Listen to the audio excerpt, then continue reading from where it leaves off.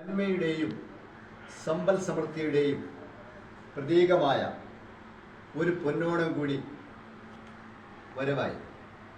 ഈ ഓണത്തെ വരവേൽക്കുന്ന ലോകത്തെ മുഴുവൻ മലയാളികൾക്കും ഹൃദയം നിറഞ്ഞ ഓണാശംസകൾ നേരുന്നു.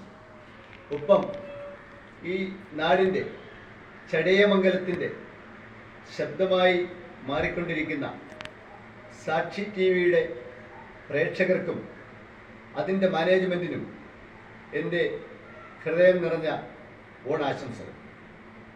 അതോടൊപ്പം നമ്മുടെ നാട്ടിലെ മാധ്യമ പ്രവർത്തനങ്ങളിൽ ഇന്ന് കണ്ടുവരുന്ന ചില പ്രവണതകളെക്കുറിച്ച് സൂചിപ്പിക്കാതിരിക്കാൻ കഴിയുന്നില്ല. പലപ്പോഴും പല മാധ്യമങ്ങളും അതിൻ്റെ പ്രവർത്തനം അങ്ങേയറ്റം മോശകരമായ രീതിയിൽ നടത്താറുണ്ട്. സ്വാർത്ഥ താല്പര്യങ്ങൾക്ക് വേണ്ടി, പണസമ്പാദനത്തിന് വേണ്ടി നാടിനെ തന്നെ മോശമാക്കി കാണിക്കുന്ന പല പ്രവണതകളും പല ചാനലുകളിൽ നിന്നും കേൾക്കാറുണ്ട്.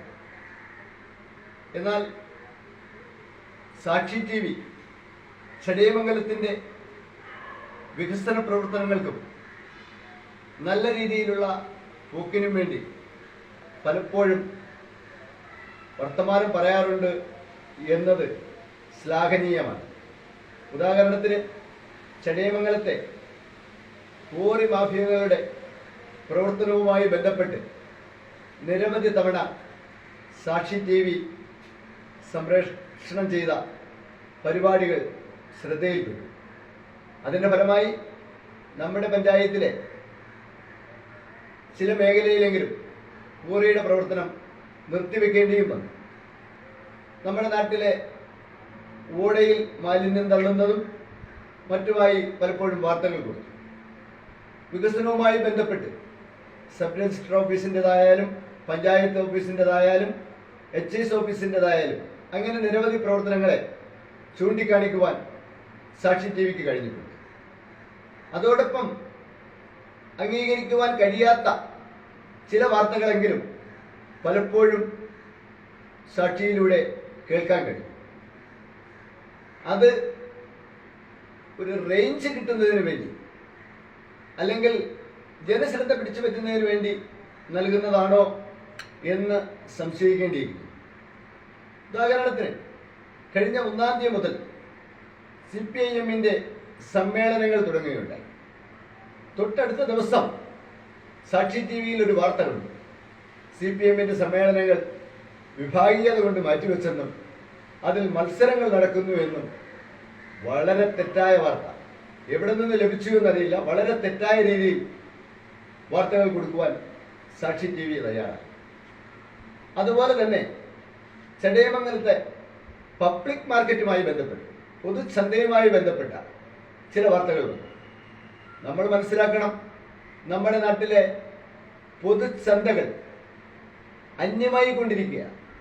അത് ചടയമംഗലത്തിൻ്റെ ഒരു പ്രത്യേകതയോ ഇവിടുത്തെ ത്രിതല പഞ്ചായത്തുകളുടെ അല്ലെങ്കിൽ പഞ്ചായത്ത് ഭരണസമിതിയുടെ പോരായ്മയോ അല്ല.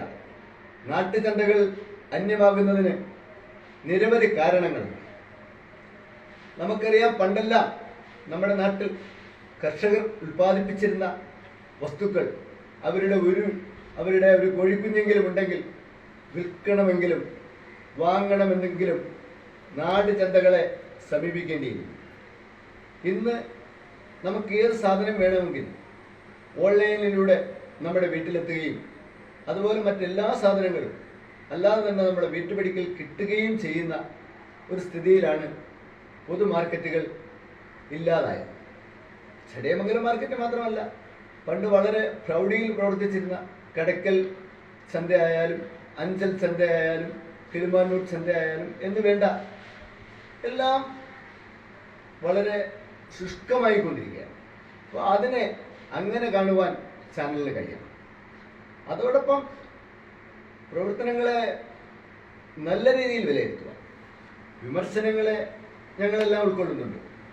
പക്ഷേ വിമർശനങ്ങളെ ഞങ്ങൾ ഉൾക്കൊള്ളുകയും ഞങ്ങളുടെ ഭാഗത്തുനിന്നെങ്കിലും പൊതു രാഷ്ട്രീയ രംഗത്തൊക്കെ എന്തെങ്കിലും ചൂണ്ടിക്കാണിച്ചാൽ തെറ്റുകളുണ്ടെങ്കിൽ തിരുത്തുവാനുമെല്ലാം നമ്മൾ തയ്യാറാണ്.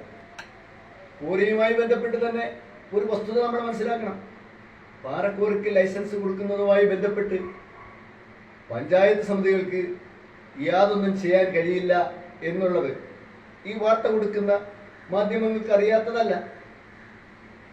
നമുക്ക് ജനപക്ഷത്ത് നിന്നുകൊണ്ട് പ്രക്ഷോഭങ്ങൾ സംഘടിപ്പിക്കുവാനും മുകളിലോട്ടെല്ലാം ഗവൺമെന്റിലെല്ലാം സമ്മർദ്ദം ചെലുത്തുവാനും കഴിയും എന്നുള്ളതിനപ്പുറം ഒരു ക്വാറിയുടെ പ്രവർത്തനവും തടയുവാനും ലൈസൻസ് കൊടുക്കാതിരിക്കുവാനും ഉള്ള പ്രവർത്തനം ഒരു പഞ്ചായത്തിനും കഴിയില്ല.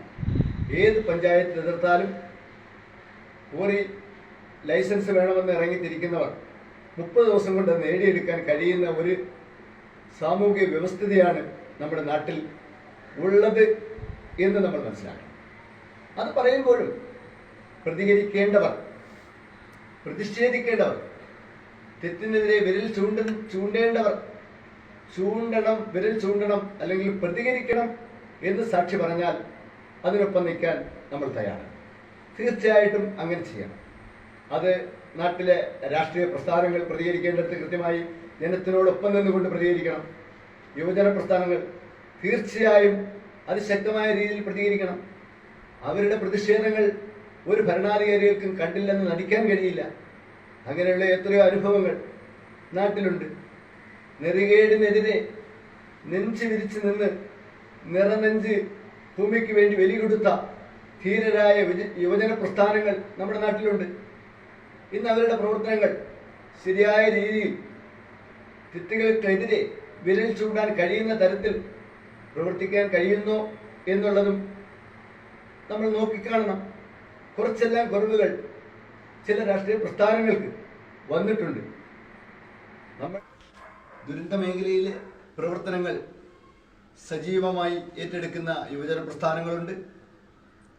ആശുപത്രിയിലും മറ്റുമെല്ലാം ഉള്ള രോഗികൾക്ക് ഭക്ഷണപ്പൊതിയും സദ്യയുമെല്ലാം ഒരുക്കി സംരക്ഷിക്കുന്ന യുവജന പ്രസ്ഥാനങ്ങൾ, അശരണരായിട്ടുള്ള പലരെയും പാലിയേറ്റീവ് പ്രവർത്തനങ്ങളിലൂടെ മാതൃകാപരമായി പ്രവർത്തിക്കുന്ന യുവജന പ്രസ്ഥാനം, അവരെല്ലാം അവരുടെ പ്രവർത്തനങ്ങൾ അങ്ങനെ ചുരുക്കാതെ മുൻകാലങ്ങളിലെ പോലെ തന്നെ സമൂഹത്തിലെ വിഷയങ്ങൾ മനസ്സിലാക്കുകയും അത് ഏറ്റെടുത്തുകൊണ്ട് പ്രക്ഷോഭങ്ങൾ സംഘടിപ്പിക്കുവാൻ, പ്രാദേശികമായ വിഷയങ്ങൾ അടക്കം വികസന പ്രവർത്തനങ്ങൾ അടക്കം താല്പര്യം കാണിച്ചുകൊണ്ട് പ്രവർത്തിക്കുവാനും തയ്യാറാകണം എന്നുകൂടി അഭ്യർത്ഥിക്കുകയും ഈ ഓണനാളിൽ എത്തിയിട്ടുള്ള നബിദിനത്തിന് അങ്ങേയറ്റത്തെ ആശംസകൾ കൂടി നേർന്നുകൊണ്ട് മുഴുവൻ പ്രേക്ഷകരെയും അഭിവാദ്യം ചെയ്തുകൊണ്ട് നിർത്തുന്നു. നന്ദി, നമസ്കാരം.